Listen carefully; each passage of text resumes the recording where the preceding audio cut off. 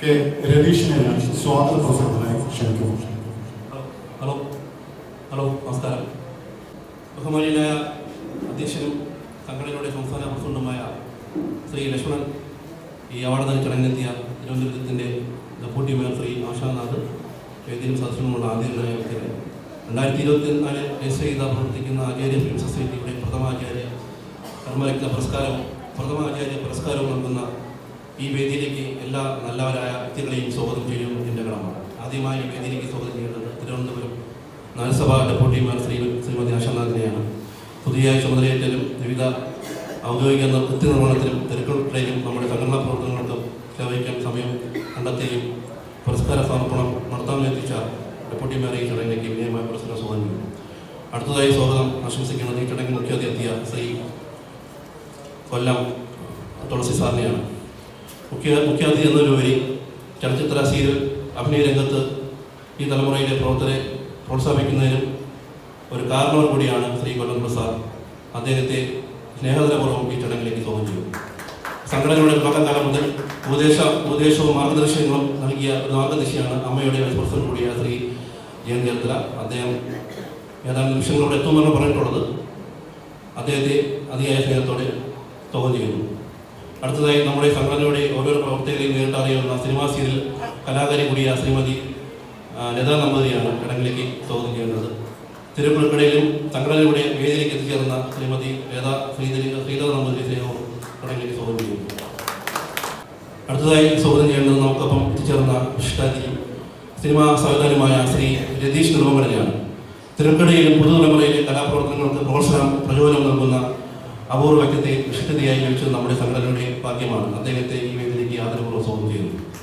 സംഘടനയുടെ 2025-26 ആചാര്യ പുരസ്കാരത്തിന് അർഹരായ ശ്രീ രാഘവൻ സാറിനെയാണ് അടുത്തതായി സ്വാഗതം ചെയ്യുന്നത്. മലയാള സിനിമാ സീരിയൽ അഭിനയ രംഗത്ത് പതിറ്റാണ്ടുകളായി തൻ്റെ പ്രതിഭ തെളിച്ച ശ്രീ രാഘവൻ സാറിനെ ഈ യോഗത്തിലേക്ക് ആദരപൂർവ്വം സ്വാഗതം ചെയ്യുന്നു.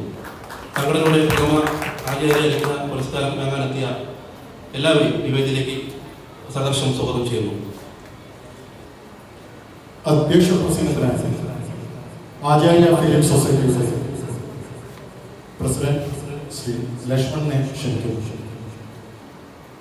നമസ്കാരം. വേദിയിലിരിക്കുന്ന വിശിഷ്ട വ്യക്തികൾക്കും ഇവിടെ ഇന്ന് പുരസ്കാര അർഹരായിട്ട് വന്നിട്ടുള്ള എല്ലാവർക്കും എൻ്റെ നന്ദി. ഞങ്ങളെ ക്ഷണം സ്വീകരിച്ച് ഇവിടെ എത്തിയ ഓരോരുത്തർക്കും ഞാൻ നന്ദി പറയണം. കാരണം ഇത്രയും ആൾക്കാർ എത്തുമെന്ന് ഞാൻ ഒരിക്കലും പ്രതീക്ഷിച്ചതല്ല. പിന്നെ നമ്മൾ ഈ വേദിയിൽ ഒരാൾ നമ്മളെ പിരിഞ്ഞു പോയിട്ടുണ്ടായിരുന്നു. അത് ഹരിചേട്ടനാണ്. അപ്പോൾ പുള്ളിയുടെ ഓർമ്മകൾ ഇപ്പോൾ എനിക്കുണ്ട്. പക്ഷേ ഒന്നും വാക്കുകൾ വരുന്നില്ല. അതാണ് സത്യം. കാരണം പുള്ളി ഉണ്ടായിരുന്നെങ്കിൽ ഇന്ന് ഈ വേദിയിലുണ്ടാവും. പിന്നെ ജയൻ ചേട്ടനെ കുറിച്ച് പറയുകയാണെങ്കിൽ, ജയൻ ചേട്ടനെ ഞാൻ കഴിഞ്ഞ ആഴ്ച വിളിച്ചായിരുന്നു. അപ്പോൾ പുള്ളിക്കൊരു സീരിയൽ ഇപ്പോൾ തുടങ്ങിയിട്ടുണ്ട്. അമൃത ടിവിയിലാണ് സീരിയൽ സ്റ്റാർട്ട് ചെയ്തത്. അപ്പോൾ അതിൻ്റെ ഷൂട്ടിങ്ങായിട്ട് പുള്ളി തിരക്കായൊന്നും വരാത്തത്. ഇല്ലെങ്കിൽ തീർച്ചയായും വന്നു തന്നെയാണ്. പിന്നെ എനിക്കിന്ന് ഈ വേദിയിൽ പറയാനുള്ള കുറച്ച് കാര്യങ്ങളുണ്ട്. അത് ഞാൻ നിങ്ങളായിട്ട് ഷെയർ ചെയ്യുകയാണ്. നമ്മൾ ഈ ആചാര്യ പുരസ്കാരം ആർക്ക് കൊടുക്കണമെന്ന് ഇങ്ങനെ ഡിസ്കസ് ചെയ്തുകൊണ്ടിരുന്നപ്പോഴാണ് രാഘവൻ സാറിനെ കുറിച്ച് എനിക്ക് ഓർമ്മ വന്നത്. അങ്ങനെ കല്ലേം കൃഷ്ണദാസ് സാറ്, പിന്നെ ഞങ്ങളുടെ കുറച്ച് മെമ്പേഴ്സുണ്ട്, ജൂറി മെമ്പേഴ്സ്, അവരുമായിട്ടൊക്കെ ഡിസ്കസ് ചെയ്തതിന് ശേഷമാണ് സാറിവിടെ കല്ലേം കൃഷ്ണദാസ് സാറ് ഇരിപ്പുണ്ട്. പുള്ളിയുടെ സംവിധായകനാണ്. നമ്മൾ എൻ്റെ ഒരു ഗുരുനാഥൻ എന്ന് വേണമെങ്കിൽ പറയാം. പിന്നെ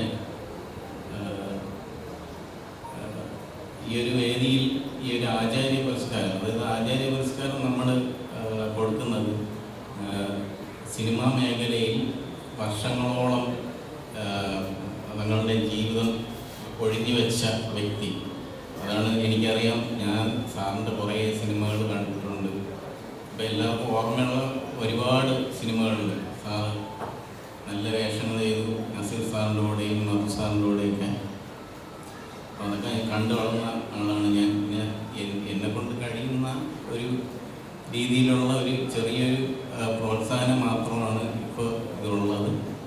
പിന്നെ ഇവിടെ ഇരിക്കുന്ന ഓരോ വ്യക്തികളും, അതായത് ഈ വളർന്നു വരുന്ന കലാകാരന്മാരും കലാകാരികളും ഇതിൻ്റെ കൂടെ ഉണ്ട്. നമ്മൾ ഈ ഒരു അവാർഡ് നൈറ്റിൽ നമ്മൾ short film, album, cinema, serial എന്നീ മേഖലകളിലുള്ള മികച്ചു നിൽക്കുന്ന ഒരു വർഷത്തെ, അതായത് 2025 മികച്ചു നിൽക്കുന്ന വ്യക്തികൾക്കാണ് ഈ ഒരു അവാർഡ് നമ്മൾ ആചാര്യ കർമ്മരത്ന പുരസ്കാരം കൊടുക്കുന്നത്. പിന്നെ ഈ ഒരു അവാർഡ് നമുക്ക് കാറ്റഗറി ബേസ് ചെയ്തിട്ടുള്ള ഒരു അവാർഡാണ്. അതിൽ സ്പോർട്സ് വരുന്നുണ്ട്. സ്പോർട്സിലെയും മറ്റ് മേഖലകളിൽ തിളങ്ങി നിൽക്കുന്ന ആൾക്കാർക്ക് ഇതിലുണ്ട്. പക്ഷെ അവരൊക്കെ ഏതെങ്കിലും ഒരു മേഖലയിൽ മറ്റ് അവാർഡുകൾ വാങ്ങിച്ച വ്യക്തികളും ആയിരിക്കും. അങ്ങനെയാണ് നമ്മൾ സെലക്ട് ചെയ്തിട്ടുള്ളത്. അപ്പോൾ അതിൽ തന്നെ സീരിയൽ, സിനിമ രംഗത്തുള്ളവർ ഇപ്പം നമ്മുടെ മുന്നിൽ ഇപ്പോൾ രതീഷ് നെടുമങ്ങാട്, ഞാനൊരു നെടുമങ്ങാടുകാരനാണ്, എനിക്കറിയാം.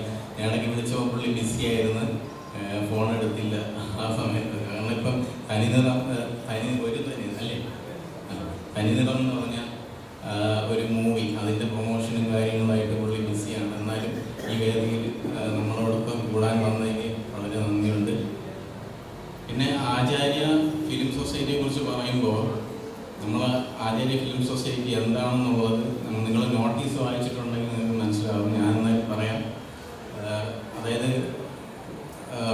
നമ്മൾ കലാകാരന്മാർക്ക് ചില സമയത്ത് അവർക്ക് ഒരു ചാൻസ് ഇല്ലാതിരിക്കുന്ന സമയത്ത് അവർ വളരെയധികം ബുദ്ധിമുട്ടാവുന്നു.